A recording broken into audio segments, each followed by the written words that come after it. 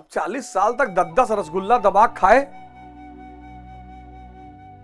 तो लपलपाहट तो जिंदा है। जैसे रसगुल्ला देखोगे 2.5 किलो मुंह में पानी आ जाएगा और लड़ पाओगे नहीं अपने से, क्योंकि अंधकार से कोई लड़ ही नहीं पाया। तो ध्यान में भोजन करना, ध्यान में भोजन करना शुरू कर दो। 10 रोटी खाते हो 1 पर आ जाओगे, गारंटी।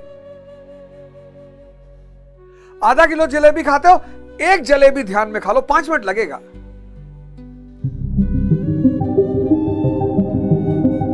पर 1 जलेबी संतुष्ट कर देगा। ध्यान, योग और भोजन, इन तीनों के कॉम्बिनेशन से शुगर को रिवर्स किया जा सकता है, बाकी कोई रास्ता ही नहीं। उसमें सबसे इंपॉर्टेंट ध्यान है। भोजन की वासना को खत्म कर देगा ये, क्योंकि संतुष्ट कर देगा ना। आधा किलो जलेबी खाते थे, 1 किलो जलेबी, आधा किलो दूध, और जलेबी और दूध दोनों जहर है शुगर पेशेंटों के लिए। 1 जलेबी 5 मिनट मुंह, मन कहते कि भैया बस मिल गया रस। अब ध्यान क्या है? अक्रिया है। और मन किसको समझता है? क्रिया को। ध्यान क्या है? अक्रिया है। और मन किसको समझता है? क्रिया को।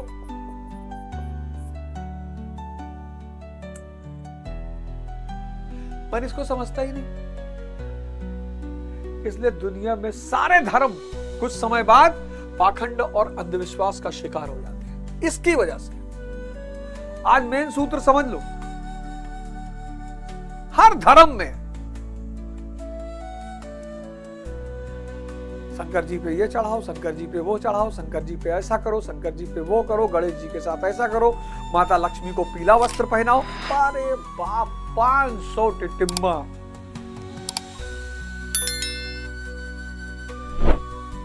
500 टिटिम्मा, 500, सब क्रियात्मक,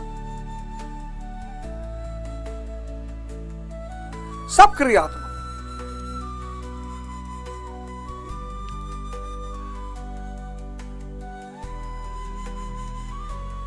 तीन बजे लोग सुबह उठते हैं। मेरी माता जी हैं और गोंडा बार एसोसिएशन की वरिष्ठ उपाध्यक्ष का चुनाव जीती वो इस उम्र में। उनको बहुत ढेर सारी बधाई, और गोंडा के लोगों को बहुत सारी बधाई, और गोंडा कचहरी के समस्त अधिवक्ता गणों को मैं हाथ जोड़कर प्रणाम कर रहा हूं और सबको धन्यवाद दे रहा हूं। और एक मजेदार बात मैं आपको बताऊं, गोंडा का कोई भी अधिवक्ता नहीं कह सकता कि मैंने उससे कहा था कि मेरी मां को वोट कर दे। इतनी बहादुर महिला है इस उम्र में। इस उम्र में मैंने उनसे कहा, मम्मी हम फोन करें? कहें नहीं वे, तुम हमारे बल पे जिंदा हो, हम तुम्हारे बल पे जिंदा थोड़ी हैं। मैंने किसी से नहीं कहा, कोई अधिवक्ता गोंडा का नहीं कह सकता, कोई अधिवक्ता गोंडा का नहीं कह सकता कि साहब अवध ओझा का फोन आया था कि मेरी माता जी को वोट देना है। इसको कहते हैं आंतरिक शक्ति।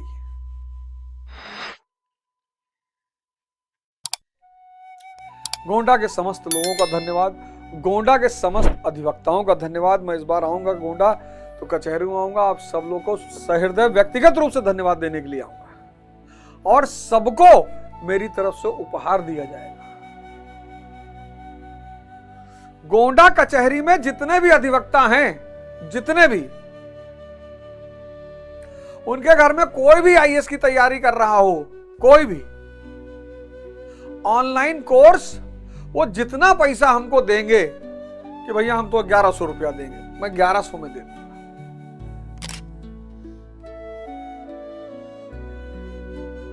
मतलब उन सब के लिए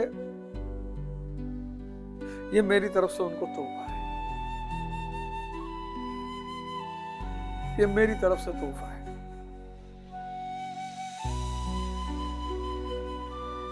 मैं आऊंगा, आप मेरी माता जी के पास मिल लें, उनसे अपना नाम लिखवा दें, आपको कोर्स मिल जाए। और तमाम कामनाएं सबने। हिंदुओं को देखो, हिंदुओं के स्वर्ग में कौन रहती है? अप्सराएं रहती है। मेनका, उर्वशी, ये सब प्रतीक हैं। इंसान को 2-3 आनंद ही समझ में आता है। तो आदमी ने पूछा, भैया ध्यान से क्या प्राप्ति होगी? तो संतों ने सोचा क्या कहें, क्या कहें। तो ये सब स्वर्ग और जन्नत, हेवन, ये सब प्रतीक बनाए गए। स्त्रियां बोले कितनी? बोले असंख्य। बोले असंख्य, हाँ बोले। और मदिरा, जिस भाषा में समझते हो वही भाषा तो समझाई जाएगी। तो बहुसंख्यक लोगों ने मान लिया कि कहीं स्वर्ग है। सुबह 3 बजे बाद जल चढ़ाओ, स्वर्ग जाओ। वही बात मुसलमानों। मैंने पिछले किसी वीडियो में कहा भी था, मुसलमान भाई कुछ हमसे नाराज भी हो गए थे, पर इसमें नाराज होने की कौन सी बात?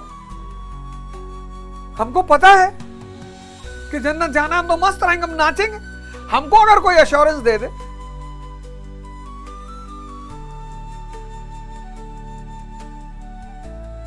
हम तो नाचेंगे कि भैया हम तो जा रहे हैं, हम तो जा रहे हैं भैया। अरे भैया, बच्चा जो ऐसा करेगा,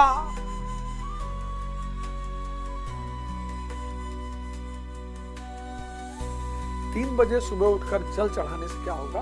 एक बड़ी प्यारी चीज, बहुत प्यारी।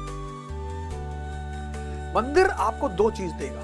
मंदिर, मस्जिद, गुरुद्वारा, चर्च, ये 2 चीज आपको देगा। एक तो डिसिप्लिन देगा और दूसरा रेगुलरिटी देगा। किसके नाम पर? ईश्वर के नाम पर। आपको ईश्वर से प्रेम है तो पढ़िए फजर की नमाज। अब फजर की नमाज से क्या होगा? 4 घंटा दिन में एक्स्ट्रा मिल जाएगा।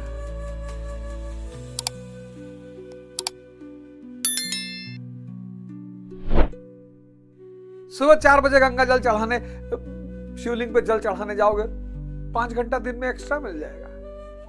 पूजा पाठ से दिन का शुरुआत करोगे, पॉजिटिविटी बनी रहेगी। वो पॉजिटिविटी जिताएगी।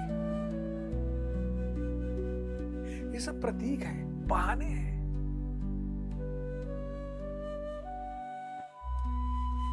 क्रिया और परिणाम एक ही है। साक्षित्व क्रिया है। वो प्रेजेंट रहो, हर परिस्थिति में प्रेजेंट रहो, जागृत रहो, कुछ भी बेहोशी में ना होने पाए। और जब तुम होश में कोई काम करते हो, क्वालिटी बदल जाती है उस काम की। अलंकारिक शैली में ध्यान क्या है? अक्रिया है, कुछ करना ही नहीं है। मन सिर्फ क्रिया को समझता है। इसीलिए ध्यानियों की सबसे बड़ी चुनौती यही है कि करना क्या है? बोले कुछ नहीं करना है।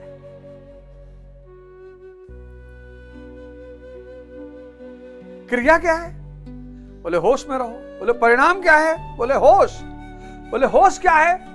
तो इशारा कर दिया, सत चित आनंद। जिसका चित सत है, सत्य नहीं सत, स्थिर, विचार शून्य, वो आनंद की स्थिति में है। इसलिए आनंद, किसी को सुख दिया जा सकता है, आनंद नहीं दिया जा सकता। आनंद स्थिति है, आंतरिक,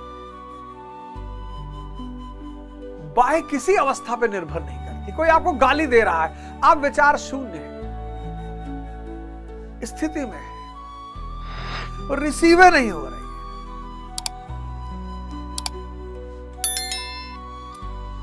अब किसी को क्या पता कि सिद्धार्थ गायब हो चुका, बुद्ध में परिवर्तित हो चुका। अब वो आके तो सिद्धार्थ को गाली दे रहा है, और सिद्धार्थ है ही नहीं।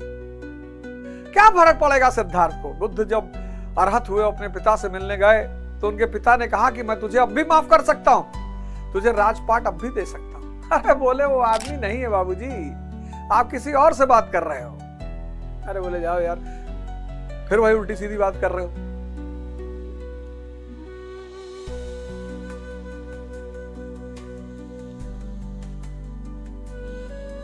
मंडे से 18 तारीख से सुबह 5 बजे आप हमारे साथ उठेंगे।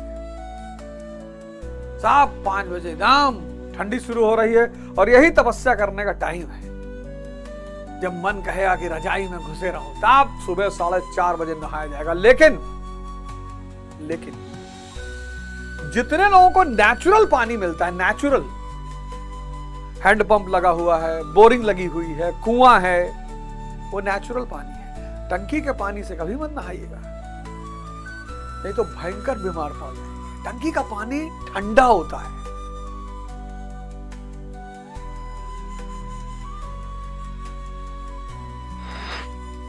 तो सुबह उठा जाएगा 4 बजे। अब ठंडक साधना करने का समय है, यही लड़ाई करने का समय है। गर्मी में तो वैसे भी नींद नहीं आती, एसी बंद कर दो नींद नहीं आएगी। तो 18 नवंबर से सुबह उठा जाएगा 5 बजे। ध्यान और बायोग्राफी सुनाऊंगा आपको। और जिस आदमी ने मेरे जीवन के परिवर्तन में अहम भूमिका निभाई, पहली बायोग्राफी उसी की, डॉक्टर B.R. अंबेडकर।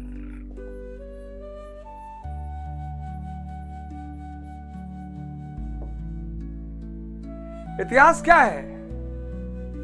उन महान लोगों की कहानियां हैं जिन्होंने चुनौतियों को खेल बना दिया। 5 बजे सुबह उठेंगे, 5 बजे 5 बजे सुबह उठेंगे, सब उठेंगे, कोई नहीं सोएगा। आधा घंटा ध्यान करेंगे, गाना गाएंगे, रश्मि रथ की एकाध लाइनें पढ़ेंगे और स्टोरी शुरू करूंगा, बायोग्राफियां सुनाने की, महानायकों की बायोग्राफी। पहले डॉक्टर अंबेडकर, दूसरा हमारे प्रेजेंट प्रधानमंत्री नरेंद्र मोदी। जो आदमी जीवित है, इतना सामान्य एक प्रधानमंत्री के रूप में कल उनकी व्याख्या क्या होती है, उससे मुझे कोई लेना देना ही नहीं। इतिहास बताएगा सफल प्रधानमंत्री थे कि नहीं थे, अच्छे प्रधानमंत्री थे कि नहीं थे। अभी तो जिसका फायदा हो रहा है वो तारीफ कर रहा है, जिसका नहीं हो रहा है वो गाली दे रहा है। इतिहास जब मूल्यांकन होगा सारी नीतियों का, तब पता चलेगा। अभी तो